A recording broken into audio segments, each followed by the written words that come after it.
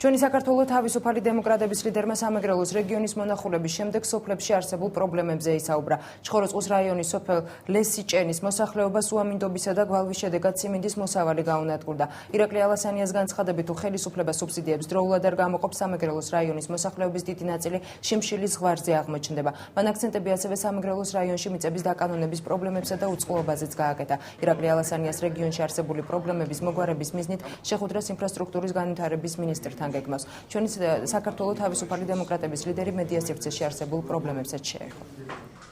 სიმინდის მოსავალი, რასაც ელოდებოდა მოსახლეობა, გამესამედებულია.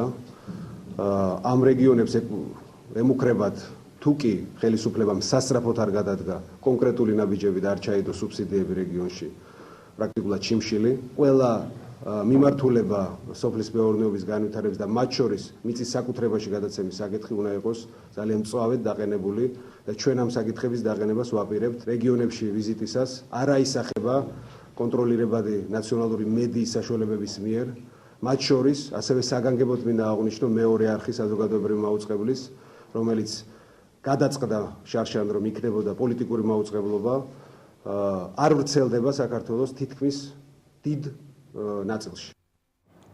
მოსახლეობის დიდი ნაწილი დილიდან აღმაშენებლის 46 ნომერთან და ორთაჭალის 4 ნომერთან ცოცხალ რიგში იდგა. მოსახლეობის განმარტებით პარტია ჩვენები ფულად დახმარებას არიგებდნენ, თუმცა აღმაშენებლის 46-ში მათ განუცხადეს, რომ ისინი ორთაჭალაში სათა ოფისთან უნდა გამოცხადებულიყვნენ. პარტიის სათა ოფისთან ხალხმრავლობა შეინიშნებოდა, მოქალაქეების განმარტებით ისინი ფულადი დახმარების ასაღებად მივიდნენ. პარტიის ოფისში კი აცხადებენ, რომ საპარლამენტო არჩევნებში გამარჯვების შემთხვევაში თანხას დარეგისტრირებული პირები მიიღებენ.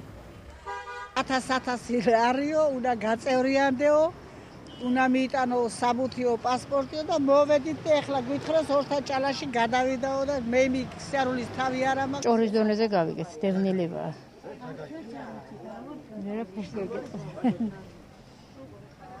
დახმარებას აძლევენ რაღაცასაო და ვინაც მოგწევს. როცა მოგწევენ, მე დიდი სიამოვნებით მოვალ და ყველაფერს გეტყვით. თუ მოგწეს რამე? რა დახმარებას აძლევენ? ფულად. არ ვიცი. მისდარ მიმართულებით იყოს გამოყენებული ეს $1000, რასაც ჩვენ დაგერიცხავ და მე გადამოწმდება ყველაფერი და შესაბამისად ალბათ. როდის დაგერიცხავთ? ალბათ 3-4 ასე. კი, ასე რომ სამი პერიოდი არის ერთი თვე, პირველ პერიოდზე განიხილება, მეორე პერიოდზე რაღაც საბუთები გადამოწმება, მესამე პერიოდზე დარიცხვა იქნება თანხის. როგორც ჩვენ ბუკლეტში და ეკონომიკურ პროგრამაში წერია, ჩვენი საპარლამენტო არჩევნებში პარლამენტში შესვლის დროს, ანუ გარკვეული პროცენტით საპარლამენტო არჩევნებში გამარჯვების შემთხვევაში. არასწორად ელოდება, მაგას არასწორად ავცელებენ, ამიტომ სულ ყველას ურიგებთ ბუკლეტებს, მთელ საქართველოში 6 თვის განმავლობაში ვარიგებთ ბუკლეტებს და ყოველ დღე 6 საათზე სემინარები გვაქვს, რათა სულ ყველას გავცეთ პასუხი აი ამ პროგრამის შინაარსზე, უფრო დეტალურად. პარტიის წევრები ხდება, ყოველ დღე მოდიან 6 საათზე თუ შეკითხვა ებადება და იგებენ თუ რა უნდა გააკეთონ პარტიაში იმისათვის, რომ ამ ეს პროგრამა რეალიზებადი გახდეს.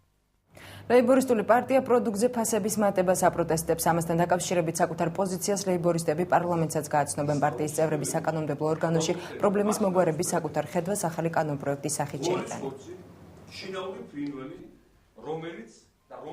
ვიყენებთ რა კონსტიტუციით მონიჭებულ პრეროგატივას პარტიის სადეპუტატო ჯგუფს პარლამენტში შეგვაქვს ოფიციალური კანონპროექტი საკვებ პროდუქტებზე ზღვრული ფასების დაწესებასთან დაკავშირებით. საკანონმდებლო აქტები, რომელიც ზღუდავს სასურსათო პროდუქტებზე ფასების უკონტროლო ზრდას, ანეიტრალებს პურით სპეკულირების უამრავ მდომს, მოქმედებენ ევროპის თითქმის ყველა ქვეყანაში და ამ კუთხით გამორჩეულია საფრანგეთი, გერმანია და აღმოსავლეთ ევროპის ქვეყნებზე აღარ არის საუბარი.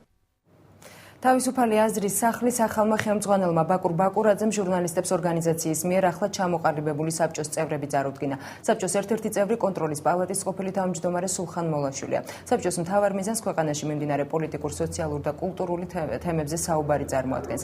ასევე დაგეგმილია შეხვედრები საერთაშორისო უცხოურ ორგანიზაციებთან. საბჭო მუშაობას დღეიდან დაიწყებს და მასში გაწევრიანების საშუალება ნებისმიერ მსურველს ექნება. მაშინ როცა ნიჭი გონიერება, ჩემის აზრით, კრიტიკული აზროვნება, სახელმწიფოებრივი და ეროვნული ცნობიერება უგულებელ ყოფილია დეფიციტად იქცა, ამ კრიტერიუმებით დაჯილდოებული ადამიანების აქტიურობა მე მგონი ძალიან წაადგება საზოგადოების გაძლიერებას. ჩვენი მიზანია თავისუფალი, პროფესიონალური და რაც მთავარია, თავისუფალი აზრის კონცენტრირება და ადამიანებამდე მიტანა. აი ამ გადაწყვეტილ გადაღმა საზოგადოებაში, როდესაც კაციშვილი ძალიან ბევრ რამეს ვერ გაარკვევს, თუ რა იმალება კონკრეტული პოლიტიკური პოზიციების მიღმა, კონკრეტული პოლიტიკური პარტიის საქმიანობის მიღმა და ასე შემდეგ და ასე შემდეგ. აი ამ პროცესების და მრავალი სხვა პროცესის შესახებ პირუთმელი და როგორც გითხარით, ობიექტურად შეჯერებული თავისუფალი აზრი და მოსაზრებანი მივიტანონ საზოგადოებამდე. ქვეყანა, რომელსაც თავისუფალი აზრი არ აქვს, თავისუფალი სიტყვა არ აქვს, ის ქვეყანა არ არის. ახლა ერთი კია რომ მე მთხოვეს რომ საბჭოს წევრი ყოფილიყავი, მაგრამ ასეთი აქტიურობა არ შემიძლია მე, მაგრამ ამათთან ერთად ყოველთვის ვიქნები და ვემსახურები ჭეშმარიტებას. მოძრაობა არა 10 სექტემბერს განვითარებულ მოვლენებს აქციის მონაწილეების გამარჯვება დაფასებს. 10 სექტემბერს პოლიციის თანამშრომლებმა აქციის 3 მონაწილე დააკავა, აქედან 2 დღე თავისუფლების აღკვეთა მიესაჯა. ლევან ჩიტაძის განცხადებით ისინი გიორგი გეგიჭკორის ბრძანებით მცხეთის დროებითი მოთავსების იზოლატორში გადაიყვანეს. მოძრაობა არა ყველა ოპოზიციურ პოლიტიკურ პარტიას პოლიტიკური, რელიგიური და უკანონო პატიმრების გათავისუფლების მოთხოვნით გამართულ ყველა საპროტესტო აქციაში ჩართვისკენ მოუწოდებს. რეალურად 10 სექტემბრის აქცია იყო გამარჯვების დღე მოძრაობა არასთვის და მოსახლეობისათვის. იმათვისაც, ვისაც არ მიუღია ამ აქციაში მონაწილეობა, იმიტომ რომ რეალურად 150-მა პოლიციელმა ძლივს მოახერხა 2 ადამიანის დაკავება, 2 აქციის მონაწილეს დაკავება, 2 დღიანი პატიმრობა მოგისაჯეს და გეგეჭკოს იმდენად შეეშინდა, რომ მისი პირადი ბრძანებით გადაგიყვანეს მცხეთის დროებითი მოთავსების იზოლატორში. ავიაკომპანია Air-ზე 15 სექტემბრიდან ბათუმში რეის ყოველდღე შეასრულებს. კომპანიის წარმომადგენელთა ცნობით რეისები ბოინგისა და CRJ-ის ტიპის თვითმფრინავებით შესრულდება. ბათუმიდან ავიამიმოსვლა განხორციელდება ასევე კიევის, ხარკოვის, ოდესის, დონეცკისა და მინსკის მიმართულებით. დაგეგმილია ბათუმიდან რეისების შესრულება თელ-ავივსა და თეირანშიც. გარდა ამისა, კომპანია ანტალიაში რეისებს 20 ოქტომბრის ჩათვლით განაგრძობს. ეგვიპტეში ხურგადსა და შარმ-ელ-შეიხში კი ავიამიმოსვლა ზამთრის სეზონის განმავლობაში შესრულდება. თბილისიდან თეირანის მიმართულებით 1 ოქტომბრიდან ფრენა კვირაში 2-ჯერ განხორციელდება. ავიაკომპანია Air-ზე 15 სექტემბრიდან იწყებს ყოველდღიურ ფრენებს ბათუმის მიმართულებით. რეისები შესრულდება ბოინგისა და CRJ-ის ტიპის თვითმფრინავებით. კომპანიის გადაწყვეტილებით ბათუმიდან შესრულდება რეისები უკრაინის სხვადასხვა ქალაქებში და ბელორუსიაში, კერძოდ მინსკში. ჩვენ ასევე ვგეგმავთ ბათუმიდან თელ-ავივსა და თეირანის მიმართულებით ფრენებს. ასევე ვაგრძელებთ აქციას ჩვენს ტურისტულ კომპანია Air-ზე ჰოლიდეისთან ერთად დასვენება ყველასათვის, რაც გულისხმობს დაბალ ფასებს, როგორც ბილეთებზე, ასევე ტურისტულ პაკეტებზე. ასევე გავაგრძელებთ ფრენების განრიგი ანტალიის მიმართულებით და ის 20 ოქტომბრის ჩათვლით შესრულდება. გავაფართოვეთ ასევე გეოგრაფიული არეალი და ფრენებს დავიწყებთ 1 ოქტომბრიდან თეირანის მიმართულებით.